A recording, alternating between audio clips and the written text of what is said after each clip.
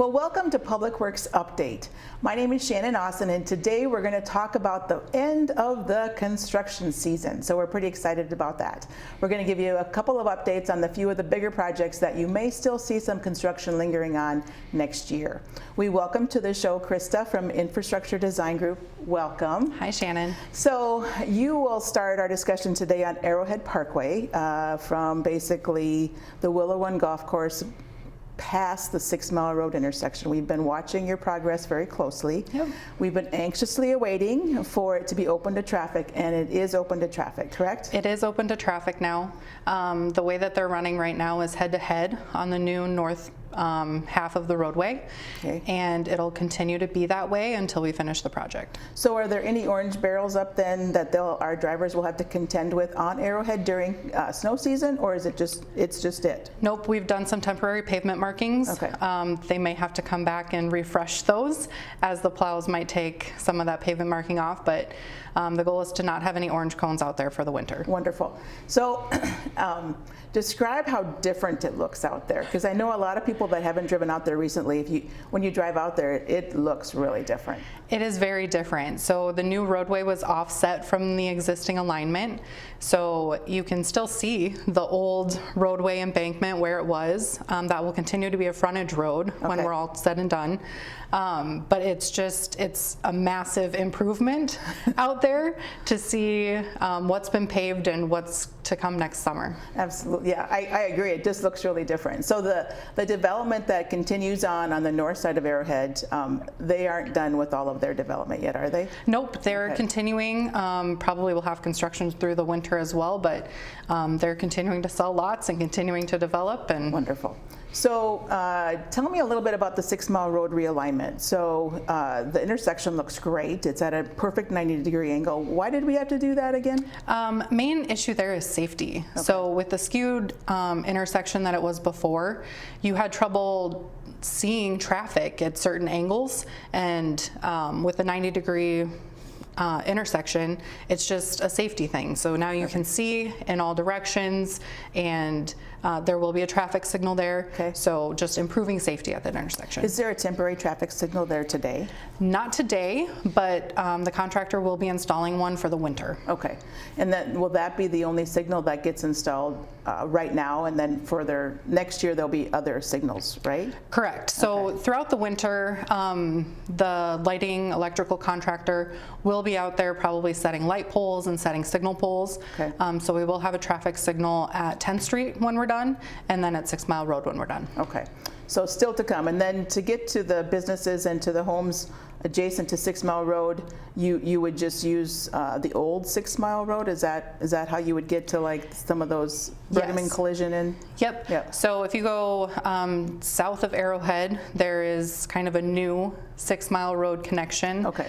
to the old alignment, and that's how you get to Bruggeman Collision and to the Alibi. Okay, perfect. So next year, what can our drivers expect to see? When's the ultimate completion date of the project? So ultimate completion date is September, but they have substantial completion in August. Okay. So the things that you'll see after that August completion date is going to be like seating, some touch-up things, just putting the final touches on it before we close it out. Okay.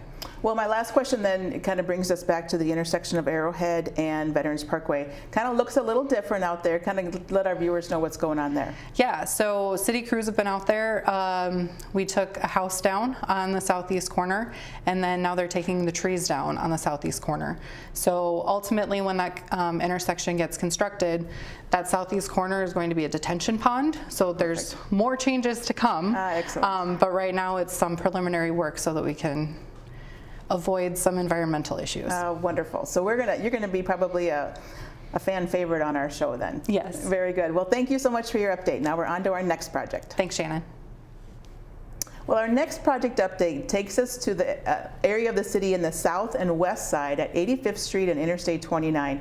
We welcome to the show Al Murrah from SEH. Welcome. Hi, Shannon. So there's just been so much work that has gone down on and around this area. We worked on 85th Street from Louise over to Tallgrass, and we're working on utilities now on Tallgrass down to 85th Street. Let's hear about what's going on with the interchange. Can you give our viewers an update on what's happening at the 85th Street and Interstate 29 potential interchange?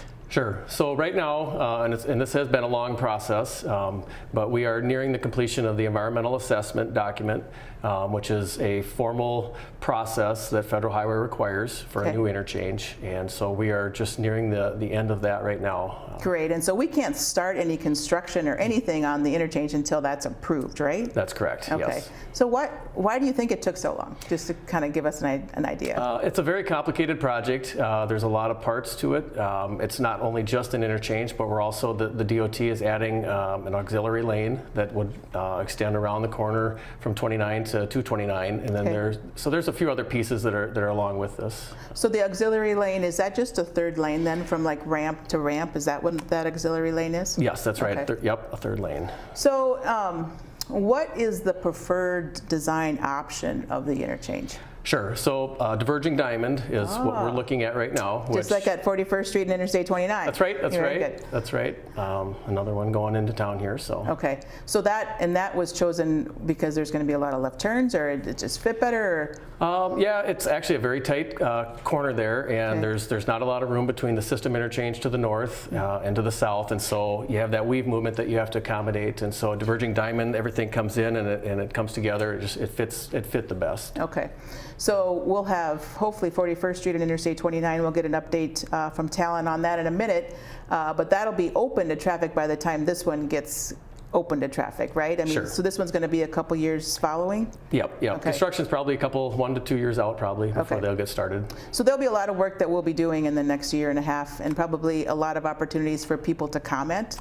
Exactly. And so right now we're actually in the 30-day comment period for the environmental assessment document. So there's a link on the city's website that you can go to, and you can review the document and leave comments if you have those, or ask questions. Great, great, great. So you guys are going to be busy. We are going to be very busy. We're going to be very busy. And so once we're probably about 30% through the design right now, which is required kind of for this environmental process. And so we'll be ramping up on final design here once we get through this. Okay. So tell me a little bit about other improvements that are planned in the area. So like at 85th Street extending out to Heritage Parkway by T or Sundowner. Can you give us an idea of what's going on then? Sure. So on the east side, over to Tallgrass, so the interchange will build out about halfway, and then the city of Sioux Falls has a project that's going to continue that to Louise Avenue. Okay. And on the west side, kind of the same situation. The interchange will build that out part way, and then the city of T and the city of Sioux Falls will have a joint project that'll extend that over to Sundowner. Okay. So there'll be paved roads to get to that interchange by the time it's open to traffic. Yep, very good. That's correct. Yeah. Is there anything else you'd like to tell our viewers about the project? No, it's just kind of been a long time coming. I think a lot of people are excited about this. There's development going on in the area, and I think everybody's kind of looking forward to it. Well, I am too, because we've been working on it a long time. Very long time. All right. Well, thank you so much for your update. You bet. Well, our next update, we're back into the core part of the city, and we're on Minnesota Avenue from Russell Street down to 2nd Street. We welcome Tim Kruger from our city engineering office. Welcome. Hi, Shannon. So Minnesota Avenue has certainly been a headache for a lot of drivers this summer, but it looks awesome. Thank you. Yeah, so just give our viewers a little bit, kind of walk us through the corridor a little bit. Well, from 2nd down to Russell Street this summer, as everyone's aware, we replaced the roadway surface. We have 4 lanes, new lanes open. We now have a median in there. We now have a stoplight at Brookings Street, and in the spring we will have decorative lighting elements in place as well. I bet that traffic signal at Brookings was well received by the neighborhood. It is. It's a very nice addition. So there was on-street parking, which we removed as part of the project. So it's just a different feel. It's like a whole new corridor. It does. It looks really nice. It's a brand new corridor. We did some decorative elements on the retaining walls that we replaced along the adjacent homeowners' properties. It's a really nice addition to the area. It looks rather nice. Have you got any feedback from the adjacent property owners? Everything we've received has been very positive. Great, and I suppose they're probably disappointed that there's traffic back on it now. It's full. Yes. Some of them did like it being closed, like it being a little slower during the construction period during the summer. For the most part, Traffic flowed through the project really smooth through the summer months. Not a lot of complaints. I do appreciate the traffic that is going through the area that was able to keep their speeds down and keep our construction workers safe through the summer. Yeah, and I would assume even with the narrower street, maybe our speeds won't be so high through I there. think with that median as well, Yeah. I think it'll keep those speeds down. Yep. We have a couple controlled intersections there, obviously with the stoplight at Brookings, the existing stoplight at Second. You're more controlled on where you can make those left-hand turns. Right. I think it'll be in the best interest of safety for everyone out there. So when the project first started, there was some really big water main pipes and valves. And how did that whole utility coordination go? Rather well. We timed the project. Obviously, what was existing there was a 42 and a 36-inch concrete water main. Okay. We replaced all that concrete water main with a new 42-inch ductile iron water main. Part of that process, being that's our main arterial to our reservoirs through the city, we had to be done before the peak summer usage periods. Oh, sure. Yep. And we timed that well. We had everything up in line by June, by the time the peak season hit. So really the coordination, the contractors did an excellent job for us getting that done and installed in time. We will continue with that through the further phases of the project with that 42-inch water main. So speaking of other phases then, so what is that next phase? The proposed next phase is where we stopped at 2nd Street, working south down just north of 8th Street. So going down the big hill. Yes, yes. And the same type of a section where we'll be narrowing it up a little bit? Yes. And the yep. median? Yes, there'll be medians in there. There's going to be a few spots where there's, it's front of the Public Safety Center. The jail, we will not have medians in there, obviously, for safety reasons, but for the most part, the project will look similar to what was done to the north. So timing next couple of years, you think? Yes, yeah. We're waiting for a few things to fall into place here, but we're prepared to go as soon as budget allows. Wonderful. So the other day when I was driving down it, I did notice maybe 3 or 4 people actually walking along the sidewalks. So the sidewalks that we made some pedestrian enhancements also, Yes, right? we did. Yes, we did. Yeah. The sidewalks it's a wider side path. Very good. We're not necessarily right along the road. We do got some of those areas that have a little bit of a boulevard, I guess you could say. We'll have some decorative lighting elements, like I said, in the spring that'll come up here too. That'll make it safer and more bright. Make it safer for people walking in the area. And so there'll be minimal lane closures then in 2023? In the spring, yeah, I don't imagine much. We do have quite a few light poles to install, but that stuff should go up pretty quick. Okay. And I think everyone's excited to see what we have in store. Keep your eyes out next spring. Some of these lighting elements are really interesting and really neat. We've seen some previews, so I think it'll really be a nice addition to the corridor. Well, we'll have to have you back after we see them in. So absolutely. Great. Anything else you want to say to our drivers out there? No, the road is open. And we certainly appreciated their patience all summer long. Yes, absolutely. We appreciate their patience and thank you for working with us on a good construction project, and we look forward to the next few phases. And right on. Well, thank you so much for your time today. You. On to our next project update. Well, our last project update is probably our biggest project update, and it's the 41st Street and Interstate 29 diverging diamond. So Talon, we saved the best for last. Talon is one of our project managers from the city for this very large project that we get to enjoy 2 years in a row. So give our viewers an indication of what is the contractor? Is he still working out there? Is he pretty much done now, or what's going on? They're almost done for the most part. They had to complete some final kind of retaining wall work that they just finished up for the year, so they'll be pretty much done for the year. There's some final signal work and stuff that has to be completed. And that's everything on the west side of the interstate, right? Yep. So that retaining wall, it used to be where the old Carmike Theater was. Yep, It's there's one on the other side. Really tall, Yep. How tall is it? I'm not sure the exact height of it. Yeah, I think it's like 15 or 20 feet, I think. In that range, yep. So are all of the lanes open to traffic then to the west of the interstate?